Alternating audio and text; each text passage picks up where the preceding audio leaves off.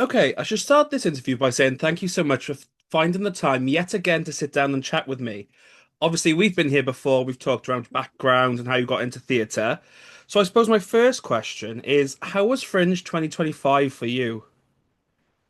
Oh my gosh. Well, actually, I went in 2024, but I wasn't there last year, Oh so it's yeah. been like a whole. I had to get married last year. Oh, it's so annoying. No, I had so much fun in 2024. It was my first Fringe experience, and I feel like I went in with a very like open mind, and I was very like, we're just gonna throw the stuff at the wall and see what sticks. And like, I didn't really have uh expectations other than like learning. Like, I just Mm, wanted to get used to it.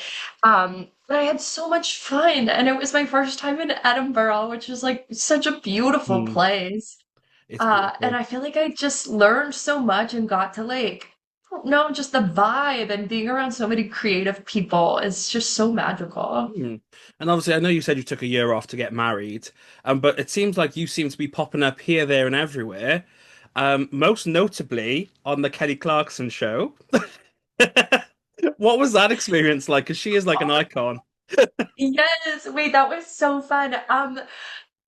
Shout out to my friend Haley. One of my friends I used to work with at a like different job, Mm. is now one of the producers for the Kelly Clarkson show, or Oh. assistant producers. She works for Kelly Clarkson, and she just messaged me out of the blue and was like, "Hey, do you want to do the Kelly Clarkson show?" I was like, "Obviously, yes." I don't care what It I've got on, it's was getting cancelled. literally, it was like, of course, when it rains, it pours. It was the week of the New York Fringe, so I was like doing my solo show that night, and it was one of those days where you're like, I've made it, and then like the next week you're like, you know. But it was so fun. They treat you very well there. I will say they were very nice. Oh, fantastic. Obviously, Yeah. before we started recording, obviously, I congratulated you on your wedding. And out of that, you've created your own show, Bride to Be. So, apart from the obvious inspiration, how did that idea come to be? Yeah, I mean, I think it would, well, obviously, like I was getting married and I just started writing. Noticed that I just had a lot of material on it, like Mm, on planning a wedding, and I started writing a lot of characters about it. And I ended up being like, wait, I have so much material on this topic. What would it look like if I put a show together? And that's kind of how it came to be. But yeah, I was planning a wedding, and then like a bunch of my friends, we all kind of got married in like the same like couple of years or so, and mm, we were all kind of like in each other's wedding and helping each other plan. And it's just like such a weird time in your mm. life, like you do this. It's so bizarre, and it was cool that me and my friends were all going through it together, because you plan a wedding and then it's done, and then you're like, okay, on to the next thing. Like the day But after, you're like, right, that's over. but the whole like lead Mm, up to it, you're insane. Like you become like this crazy person. I don't know. And I just thought it was just so interesting how planning a wedding just like puts a lot of relationships in mm, your life under a microscope. And I felt like it was not my part. It was like everyone other than my partner. You know what I mean? Where it was like, oh, am I gonna offend this family member if I do this thing? Or will mhm. this friend be mad if they're not, in the wedding part? Like those, all these little things. And it's like, what are we doing? How did we get here? I think um that really inspired me to dig a little deeper. So obviously you mentioned there obviously the wedding and that sort of personal experience. But what made you sit down and go, right, this needs to go onto the stage? God, who knows? Attention. I think, yeah, I just like had been doing a lot of like stand up Hmm. around the material. And I think I was just feeling like my last solo show, I had so much fun, and I feel like I learned a lot in writing that show and doing that show. But it was my first solo show, or first like Oh. big, Mm. I guess, like project like that, other than like little, stand up bits here or there. So a part of me too wanted to like write a brand new full length Mm. story with everything that I learned from writing my first How to Give Up on Your Dreams, the first solo Hmm. show.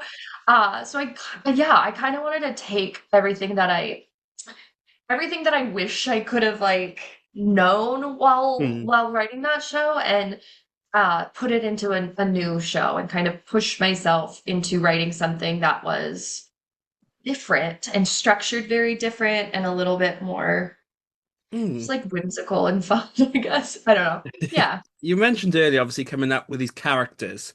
So, where do the characters come from, and how do they sort of fit into the play, the show? Yeah, I mean, okay, shout out Sarah Smallwood Parsons. They're an amazing character coach, and they do Zoom classes if anyone is Nice. interested. But I took their class, and I was just like so, I don't know, inspired by Hmm. writing characters, and something clicked on me because obviously, I like come from a dance theater Mm. background, and I do a lot of stand up, and there's something in character writing that just really I don't know, like combined all of those things of like theater and Mm. comedy writing. And I was in a character class with Sarah and I just ended up writing all these wedding characters because I was in the midst of planning Hmm. my wedding and so I just had a lot of ideas and there's so many like funny tropes of Hmm. characters, you know? So like one of my first characters I wrote in the class, not even knowing I was gonna make a Mm. show about this, is a wedding singer and he only knows one song and that song is Mr. Brightside. So he just keeps singing it over and over again, and My it's just guess is so going to be stupid. Wonderwall Oasis. It's like he's the same vibe for Yeah. sure. But I don't know. I just thought there were so many silly tropes Mm. of wedding characters like that. So how does it fit into the show? Great question. Um, I kind of use the characters as this like over the top example of a lot of like wedding tropes that Hmm. we see and a lot of just like almost commentary on society and like we really wanted it to be the different points of view that you hear Mm. um while going through this like big event in your life. So, you know, I play like oh the wedding cake gets a say and she's very conservative. And then there's like the ultra liberal aunt that's like, I can't believe you're marrying a man. And yeah, just all of the different things. So I kind of used the characters to poke fun at like all Mm. of the different extremes Mm. of planning a wedding and Mm. marriage. So obviously, not only did you come up with a story, though, you are the solo performer, and obviously, you Yeah. mentioned there the different characters. So how do you find switching from character to character throughout the show? How was that process like for you? Yeah, I mean, we're always tweaking. Um, I like definitely like play like trial and error, I think. Mm. But it honestly came like pretty easily once I don't know, once I like realized that I had to be on stage the whole time and there Yeah. was no coming in and out. So kind of like cutting back on a lot of the costumes. It's mostly Mm. just like a piece or two that you can throw on. And music is used Hmm. throughout kind of to transition in and out of the characters. And for those who don't know, I was a dancer in my past, Hmm. so like movement plays a huge role just for me in general in life. And just like using like movement to like embrace whatever new character I am Mm. becoming, I feel like is huge. Um, yeah. Mm. And obviously, you had your wedding recently, as we've mentioned a few times now, and these different characters. Have your family members gone, is that me? Was that me at the wedding? Is that character based on something I did? Yeah, okay, it's so funny you asked this. I just did my show last Friday in Chicago. Mm. I'm based in New York, so whatever. I did it in a different city, and it was the first time that my family saw the show. And I was like, uh-oh. And I had to be like, this isn't based off of you. And they were like, sure, all right, whatever you say. But it really, that's what I was saying. Like, I think the characters in general are not necessarily based off of Hmm. one singular person. It's more of an amalgamation of like different voices. Hmm. But then I bounce in and out of like characters and more like myself, storytelling stand up. And all of those bits are like true like, Hmm. reality, like the story of my actual lead up to my wedding and what Hmm. goes terribly wrong. Spoilers. Spoiler, no spoilers. I won't tell you what it is. But obviously, I'm as we in it met, though. Spoiler. I've got the ring. Is there's no escape now? They're Yeah. with me for the end of time. But obviously, we mentioned there being a solo performer and switching between those roles. Is there added pressure for you as a solo performer? Oh, just the pressure I constantly put on myself, Hmm. which is it's up there. Yeah, I mean, I definitely put a lot of pressure on myself just in life. I went to Catholic school. Yeah. But Okay. I That's all I need to know. feel that, but I definitely feel the pressure when it comes to like marketing and ticket Hmm. sales, just because uh I will, the show before me will be like this 8-person cast, and I'll be Hmm. like, did they sell out? And my director has to be like, there's 8 of them. Hmm. Calm down. It's just you. Hmm. And so yeah, there's definitely a lot of pressure when it comes to, yeah, you just have to do more on your own. That's it. Yeah. Totally. Obviously, we mentioned there that 2024 you did the Fringe, then you took a year off, and spoiler alert, you are returning this year, which is amazing. So, getting the announcement that you are coming back, what was that moment like for you, finding out, oh, I am actually heading there this year? God, it was the same as 2024, where I'm just like such a little bitch, and I'm like, I don't know if I'll go. Well, maybe I'll just apply. Well, maybe I'll just reach out to a few venues. And you know what is hilarious? This year, I was really on the fence. I was like, if I want to go, like I want to, but it's just Hmm. so much work. And you know what is hilarious is that I pitched How to Give Up on Your Dreams, which is my other Hmm. show. I pitched that one. And I was like, I'm gonna just bring it back now that I like have done it a bunch and I've done it at Fringe and I have some reviews that are great and Hmm. like let me see. And then on a whim, on a Tuesday, I was like, you know what? I'm kind of working on this new show right now, and it wasn't even finished at the time, but I like felt really drawn to it and really excited about what I was creating. Hmm. And I worked with Greenside in 2024, and I was like, just emailed them about this new show. And Tara got back to me immediately and was like, yes, here are the exact dates you want and the Wow. exact venue you want. Oh, guess I'm going. But obviously, based on the success of How to Give Up on Your Dreams, is there added pressure returning now with a different show, but the same, same you? Honestly, I feel like more confident in Bride to Be in this Hmm. new show. Like I feel like I've learned so much, and I just feel like I've grown so much as a writer and a Hmm. performer that I genuinely feel obviously I love my first baby, but Hmm. like I feel like this particular show is just the writing I feel really proud of, like really, really strong. Um, I feel like the most pressure I have is that again, I do everything on a whim. Hmm. I booked a bigger venue and I was like, yeah, and I'll be fine. So I said, oh, we had a 30-seat black box. Let's make it a 70-seater this year. Wow. Why? Exactly. Rise, why did I do this? It's gonna be great. I really do love flyering. I'm really good at it. So it'll be fine. But yeah, it's definitely a jump in theater size, and that will be interesting to watch me spiral every night over that. But it's fine. It'll be okay. So, how are you getting Right? Tell ready apart from constant anxiety and worry? How are you preparing for the Fringe? me. Preparing. That's a great question because I have realized such a person that like I I I need a deadline, and I think it finally hit me that it's like 2 months away, and I'm Yep. like, well, it's time to really lock in.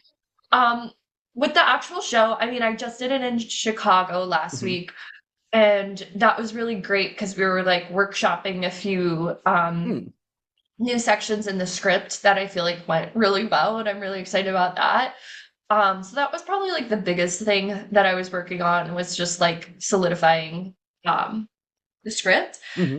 But now that was almost a week ago, so I guess it's time to start getting into some of the nitty-gritty work. Um, yeah, obviously my PR Hmm. team is amazing. Shout out for Oh, they're Hustlin. fantastic. Love her. Oh, another Um, icon. Kelly another, Clarkson. Rosalind. she's She's so so great. good.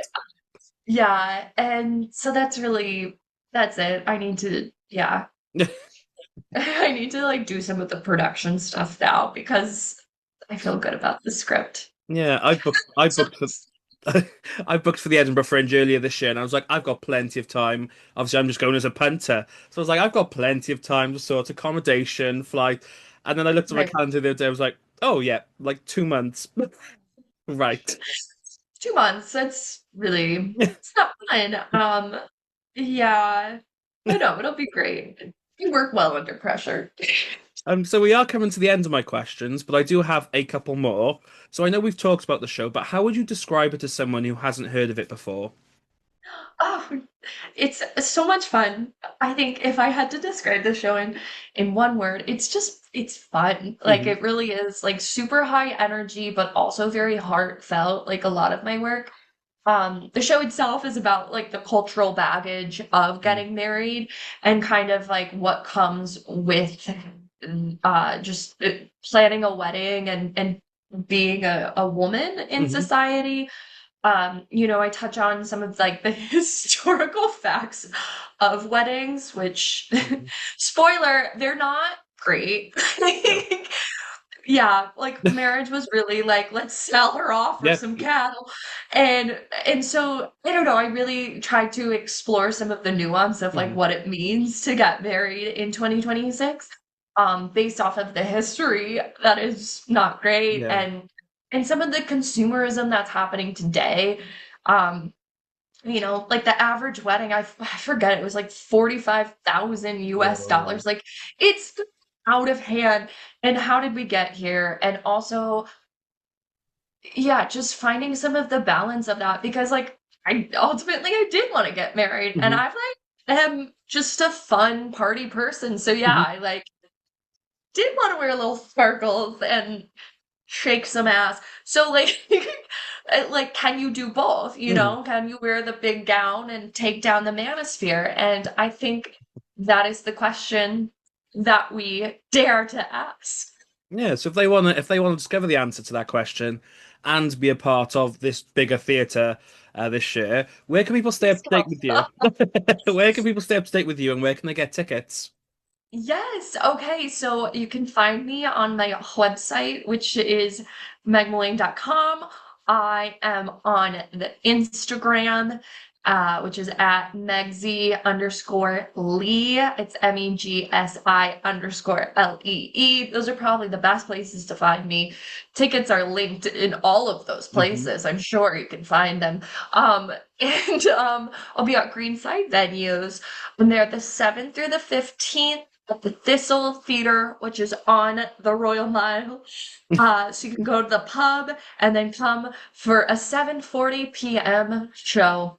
Mm. And it's just a quick 55 minutes, so you'll be in and out and love all of the wedding references. And I like to say if you're married, if you've been in a wedding or even if you've like attended a wedding as like a guest, you're going to relate and have fun and I think enjoy.